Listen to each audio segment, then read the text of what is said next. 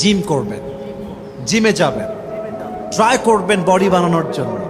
কেন করবেন? হাদিসে আসছে আল মুমিনুল আকওয়া আউলা মিনাল মুমিনিজ যায়ীফ।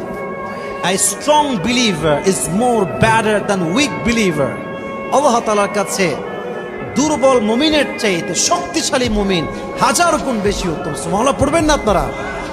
তবে জিমে গিয়ে যে ঘামটা ঝরে, আপনার যে একটা স্ট্রেসে আপনি ভোগেন, কষ্ট হয়, শারীরিক ব্যথা, যদি আপনি নিজেকে শক্তিশালী বানাবার জন্য ট্রাই করেন, এই ব্যথা, এই ঘাম, এই কষ্ট, এটাও আপনার জন্য সওয়াবের কারণ হবে। সুবহানাল্লাহ পড়বেন না আপনারা?